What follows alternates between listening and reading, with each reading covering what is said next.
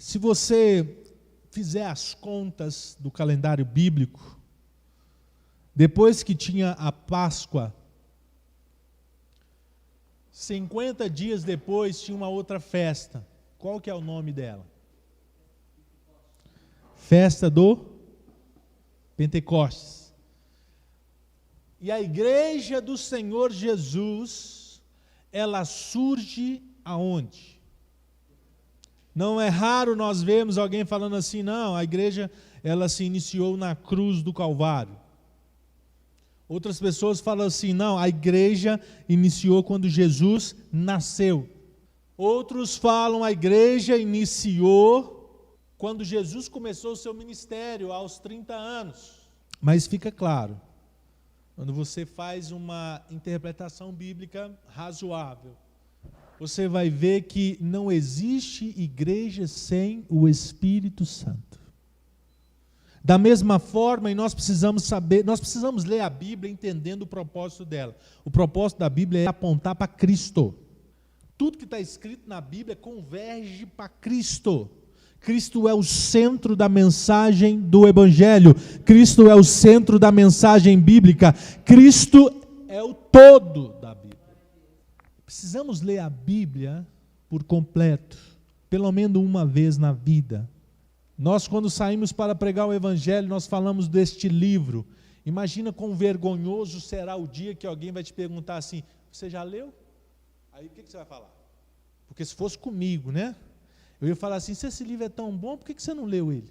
Nós precisamos ter o compromisso com a palavra do Senhor. É só isso que eu estou querendo dizer.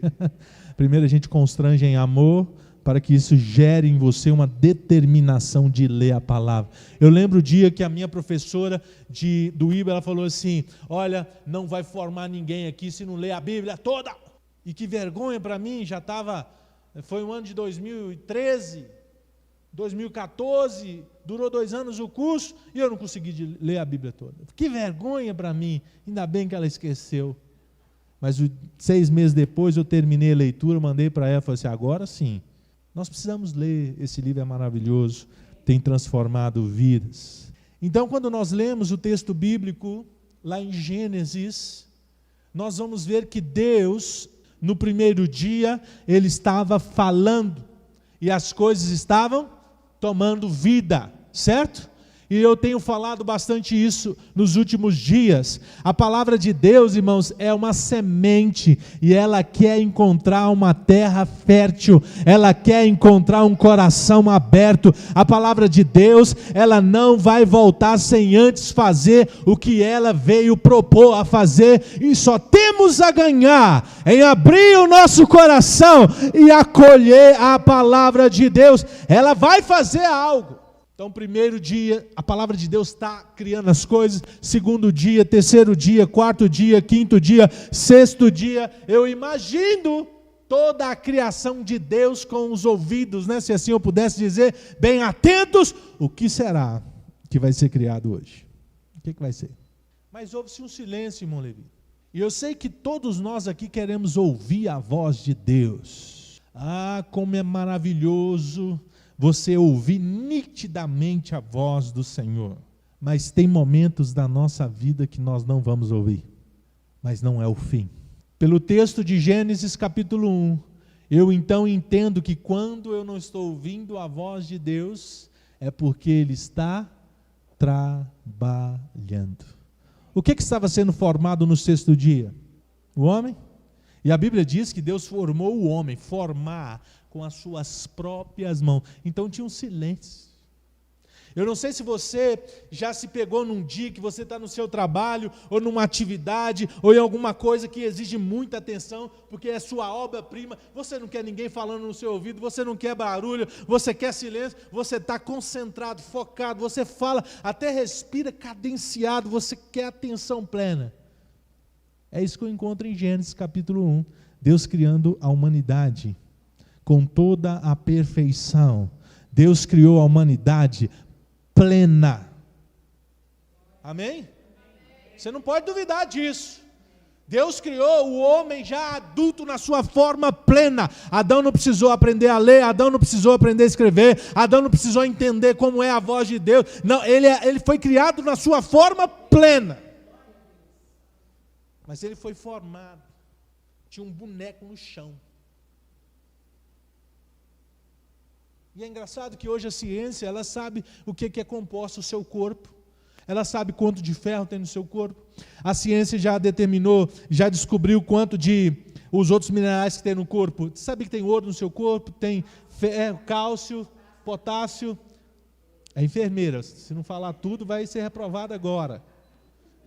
Tem água no nosso corpo, não é verdade? Agora, se nós juntarmos todos esses ingredientes, vamos pensar lá quando você faz um bolo, e você está lá assim, a receita, um ovo, farinha, uma pitadinha de sal, o que mais? Você vai pôr ali fermento, né? Você vai pôr naquele negócio, e aí juntou aquilo tudo, e aí você põe no forno. Se você juntar todos os ingredientes, os materiais, os minerais que compõem o corpo humano, e você misturar tudo junto, esticar numa mesa ou no chão, e formar direitinho lá o boneco, desenhar tudo, e agora o Adão vai sair dessa mesa agora, ele vai levantar. O que vai acontecer? Você vai ficar esperando. Mas a palavra de Deus diz que depois que estava tudo pronto, Deus, ele... Lembra disso?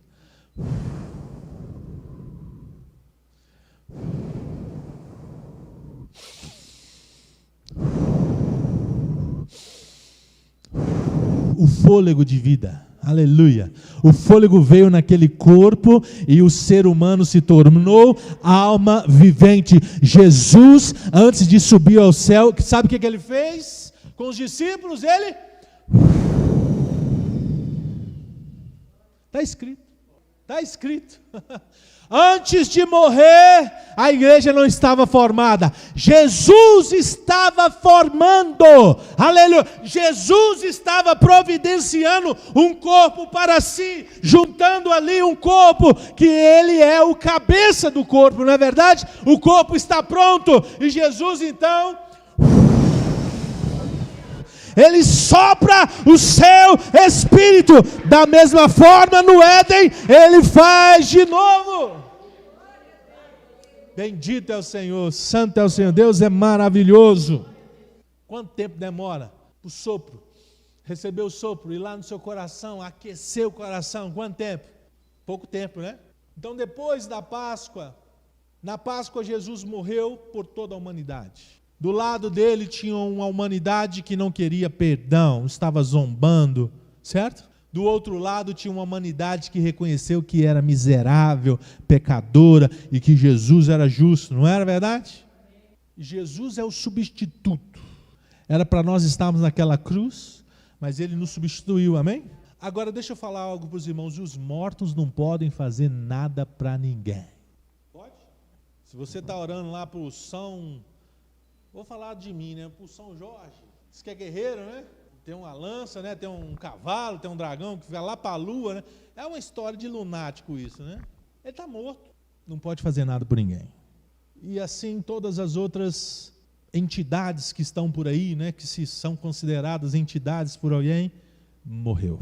Só que Jesus ele fala algo antes da sua morte, ele fala assim, ninguém tira a minha vida, ninguém. Eu a entrego voluntariamente. Se você observar... Deixa eu ajeitar aqui para os irmãos entenderem. Queriam matar Jesus, ia pegar Jesus, e a multidão, e aí fala assim o texto, mas ele passando entre eles, ninguém ousou segurá-lo, prendê-lo, fazer nada, porque ele falou assim, não é chegado o tempo. Ninguém toma a minha vida, ninguém tira a minha vida, e nós precisamos lembrar disso. Jesus, ele se entrega, ele falou assim, já está tudo aqui, aquele que me trai está vindo, e olha, vamos entregou, ficou calado, como ovelha muda diante dos seus tosqueadores, e ele ficou calado, e fizeram dele o que quiseram, lançaram sorte sobre as vestes deles, cuspiram no seu rosto, bateram nele, cravaram uma cruz, você é rei, uma cruz de espinho nele, e foram chicoteando, mas chegou o momento que ele fala assim, eu entrego o meu espírito. E era costume da crucificação quebrar os joelhos do crucificado para ele morrer mais rápido. Mas na realidade a crucificação durava dias, a morte. Porque Roma queria que todos que olhassem para aquela pessoa sentenciada tivessem medo de enfrentar Roma. Os motins eram controlados com alguém pendurado numa cruz. Mas o castigo que nos traz a paz caiu sobre Jesus. E ele se permitiu receber nas suas costas, no seu ombro, todo o pecado da humanidade. Foi o seu pecado que matou o nosso Senhor. Ele precisou ir naquele lugar e morreu. Mas ele falou assim: eu voluntariamente entrego a minha vida e eu tenho autoridade para tomar a minha vida de volta. Aleluia, bendito é o Senhor. Quando ele morre como um justo, ele vai no inferno e saqueia o inferno. Ele toma da mão de Satanás o escrito de dívida que estava contra nós e crava na cruz. Ele leva cativo o cativeiro, tira ali o seio de Abraão daquele lugar e leva consigo. Por isso que ele fala com aquele lado que estava arrependido, fala assim: hoje mesmo estará comigo no paraíso. Esse paraíso ainda não é o final da nossa trajetória. É o seio de Abraão, porém ele foi movido de lugar. Quem dera se nós tivéssemos tempo hoje para falar tanta coisa, né? Oh, meu Deus do céu, Deus vai nos dar outra oportunidade de falar ainda mais desse momento glorioso. Então, Jesus ressuscita com um corpo glorificado, um corpo agora que não está mais preso às leis da física, da biologia, não está preso a mais nada que nos prende. Tem hora que ele aparece num quarto fechado, tem hora que ele some andando no caminho, tem hora que ele come, tem hora que ele prepara um alimento, e ele sobe, ele voa, ele some nas nuvens, e todo mundo fica olhando, mas o anjo fala: esse mesmo Jesus que subiu, ele vai voltar, aleluia, ele vai voltar, porque Jesus falou assim: eu voltarei para vos levar, e onde eu estiver, vós estareis também. A promessa é passar a eternidade junto com o Senhor nosso Deus. Se ele for para a esquerda, nós vamos para a esquerda. Se ele for para frente, nós vamos para frente. Se ele for para trás, se ele voar para algum lugar, nós vamos estar com ele. Essa é a promessa. Mas antes disso, antes dele subir, ele falou assim: ficai em Jerusalém. E a gente canta, não é? Ficai em Jerusalém, até que do alto seja revestido de poder. Darei o Consolador. E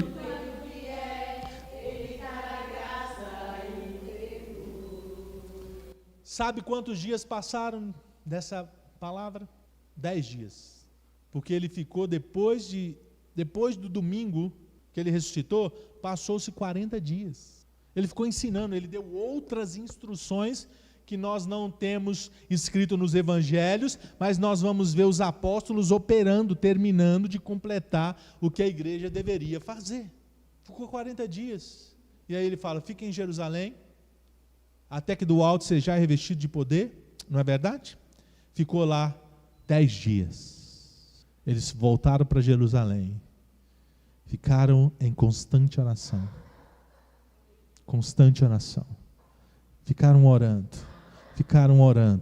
E eles sabiam que se Deus prometeu, Ele é fiel para cumprir. Todas as promessas que foram prometidas, aleluia, tem sido cumprida à risca, né? Direitinho, está cumprindo tudo. E chega a festa de Pentecostes, é colheita, grandes chuvas, bênçãos. É o momento então de trazer ao Senhor, ao templo, aquilo que faz parte da riqueza que o Senhor tem dado. Então, Pentecoste é prosperidade, Pentecoste é riqueza, Pentecoste é agradecendo a Deus pela chuva, Pentecoste é agradecendo a Deus pela colheita, Pentecoste é assim: Senhor, o Senhor é fiel, o Senhor cumpriu mesmo, aleluia, bendito é o Senhor. Mas estavam todos reunidos no mesmo lugar. Sabe como começa a igreja? O corpo unido. Você conhece aquele irmão que promove a divisão? Ele está indo contra o que o Senhor pediu: ficar em Jerusalém. para ser cheio, porque o membro, o corpo vai estar juntinho ali e todos vão receber o fôlego de vida.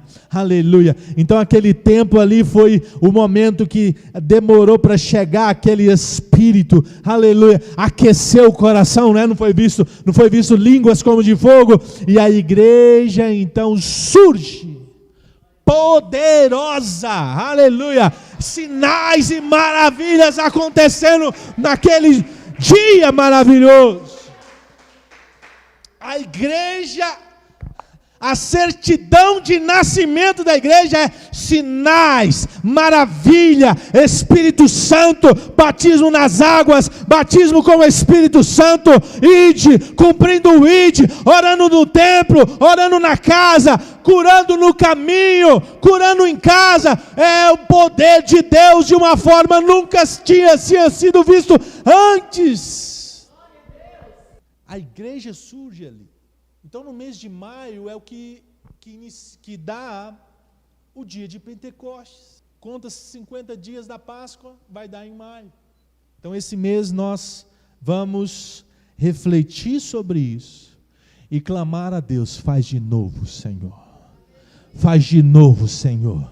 O que está preparado para nós, para a tua igreja nesse ano de 2024? Senhor, derrama a tua glória. Senhor, nós estamos aqui sedentos, nós vamos continuar juntos, nós vamos estar orando, buscando a presença do Senhor. Vamos iniciar no dia 15, está no cronograma, e vamos terminar no domingo, dia 19. Todos os dias nós vamos estar aqui no culto, nós vamos estar aqui na igreja, melhor dizendo, às 20 horas nós vamos ter culto durante a semana, de quarta a domingo, para permanecer orando, como no início, na expectativa de Deus fazer grandes coisas no nosso meio.